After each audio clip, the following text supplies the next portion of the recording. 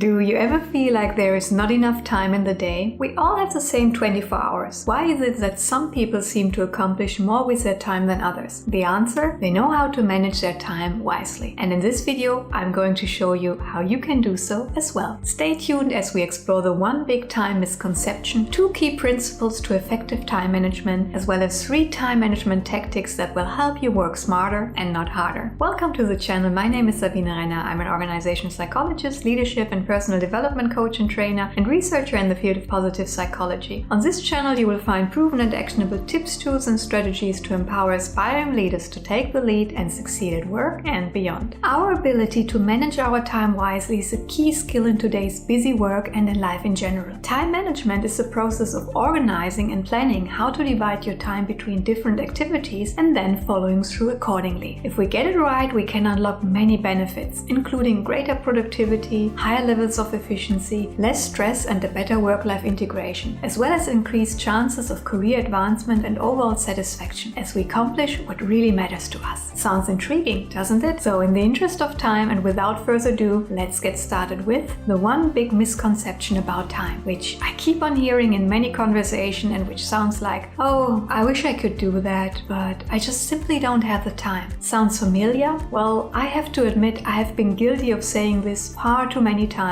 while at the same time I told myself, oh, once there will be time, one day magically I'll do it. And instead of getting started, I kept on adding projects, commitments, and tasks to my to-do list, which was getting longer and longer, and it was so tempting to blame time or the lack thereof and to even use it as an excuse. Oh, I'm sorry, but my time is limited, I just can't do this. A while ago, I came across a quote by William Penn, who famously said, "Time is what we all want most, but which we use worst." And this, I believe, offers us a very interesting perspective. What if it's not time that is limiting us, but the choices that we make about how we use it? Think about it. Whenever we decide to say yes to something, we indirectly have to say no to something else. So then the key underlying question is, how do we choose to use our time in such a way that it helps us move forward and achieve what truly matters to us? So instead of blaming the lack of time or using it as an excuse, we might be much better off to consciously choose how we want to use our time. Focus on intentional decision making. And in order to do that, we need both clarity and focus. And this brings us to our 2 key principles. Let's look into clarity first. In order to manage our time wisely, we need to understand first what matters to us most. Where do we as an individual and as a professional want to go? What is the direction in which we are heading? And why is this direction important to us? What goals are linked to this vision of whom we want to become? Without having this internal compass clear, we put ourselves at a huge risk of taking detour after detour, but without ever reaching something really meaningful that matters to us and that helps us advance on our journey.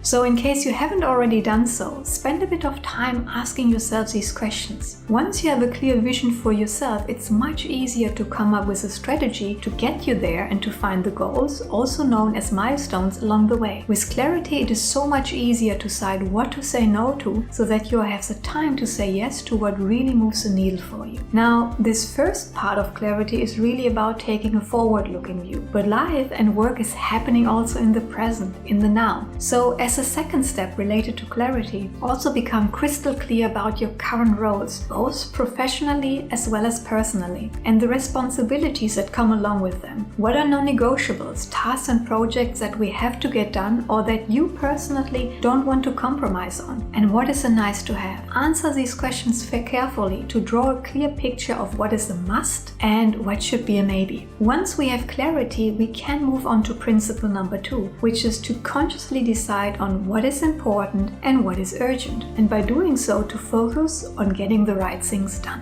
As a rule of thumb, one could say that the urgency of a task is mainly driven by external factors, such as looming deadlines or emergencies that require immediate attention, whereas the importance of a task is defined by our subjective perception of the impact this particular task and the completion of it can have on ourselves and, for example, our company or our team. The Eisenhower matrix is a well-known time management method that helps us distinguish important and unimportant, as well as urgent and non-urgent tasks. Let's take a quick look. The idea is that we can prioritize each task by answering 2 questions. How important is the task and how urgent is it? Based on your answers, tasks can be sorted into 4 different quadrants. Quadrant number number 1 is the urgent quadrant, where we find urgent as well as important tasks. In the work context, this could, for example, be the review of an important document that your manager sent you yesterday and for which your feedback is needed by close of business today. Or imagine that your colleague got sick and that you have to step in to finish an important project. Quadrant number 1 task should get done immediately or as soon as possible. Quadrant number 2, or the quadrant of quality, is for non-urgent and important tasks. These are typically tasks that help us define our long-term goals and aspirations, either for ourselves or for the company. Examples could be developing a plan for our professional development or reviewing companies' or team strategies. Activities in this bucket are at a huge risk of not getting enough attention, as they are not urgent enough so that the recommendation is to schedule them in the calendar and tackle them once the time has come. Quadrant number 3 is the quadrant of distraction for the urgent and non-important tasks. Many meetings, mails, phone calls, as well as administrative work can fall into this bucket, which can actually keep us busy all day long, but busy unfortunately doesn't equal productive.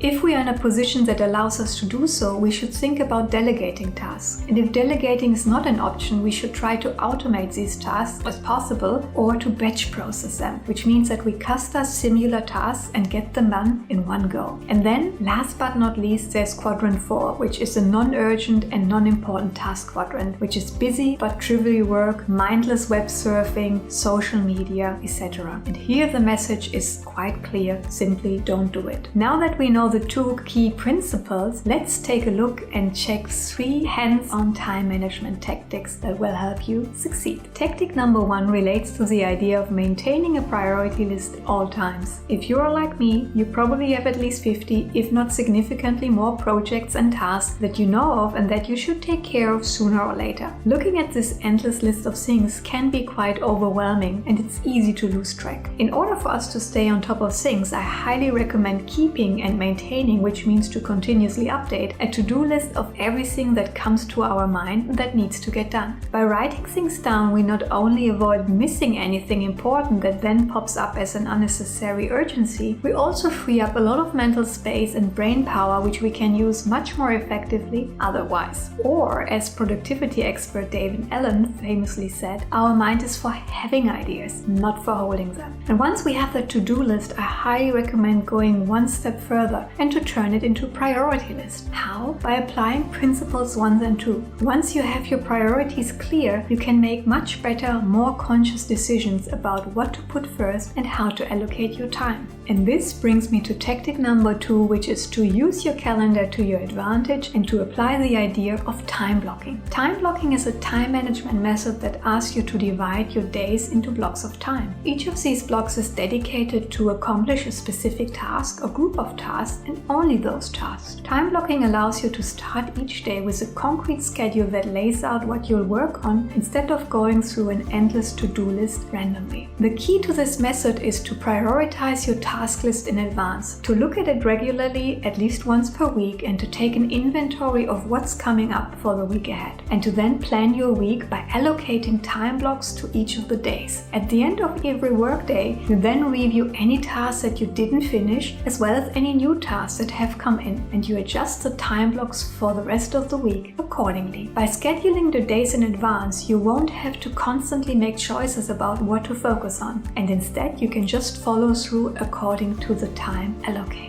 Now, allow me to share one word of warning with you. Time blocking can be super effective, but we have to use it wisely. And what I mean is that we have to avoid the temptation to block the entire schedule without factoring in times to either take care of emergencies or to have buffer time. Emergencies will sooner or later happen, and certain tasks will take longer than expected. And by having adequate time blocks to take care of these instances, we become much less prone to getting off track. Also, having some time at the end of a day or week to do a quick review and plan the day or week ahead is something which has proven to be highly effective. By following the idea of time blocking, we are most likely much better equipped to follow tactic number 3, which is to focus on deep work. The concept of deep work was developed by Cal Newport, a computer science professor and renowned author of the best-selling book Deep Work: Roots for Focused Success in a Distracted World. Our lives are full of distractions and attention traps, those things that give us a sense of being busy without ever being really productive. Now, without being intentional about how we spend our time, hours can slip away by focusing on activities that Newport calls shallow work. Shallow work refers to non-cognitively demanding, logistical-style tasks that are oftentimes performed while being distracted. These efforts typically do not create anything much of new value and are easy to replicate. Now, if you care about time management and about enjoying an impactful and intentional life and career, then this is definitely not the work mode you want to be in. Instead, you want to focus on deep work, which is a professional activity that is performed in a state of distraction-free concentration. Work that pushes your cognitive capabilities to their limits and that helps you becoming more skillful. These efforts create a lot of new value and are hard to replicate. Now, how can you do more deep work? Well, ask yourself 2 questions. Question number 1 is, how could you integrate a schedule of deep work time blocks into your calendar? Can you allocate, let's say, regular time on a daily basis? Or would it be much better for you to block half a day or a day per week or a few days per month? Now, there is no carved into stone one-size-fits-all formula. Just follow a structure that works best for you. And then the question number 2 is, how can you design your environment in such a way that potential distractions could be reduced or ideally be eliminated, at least during your deep work time? Think about emails, phone calls, social media notifications. And then follow through with intention and uninterrupted focus, one time block at a time. Curious to learn more proven actionable tips, tools and strategies that will help you and your team succeed? Well, then hit the like and subscribe button and stay tuned and check out this video in which I share 5 steps that will help you turn your goals into reality. Thanks so much for watching. I look forward to seeing you in the next video.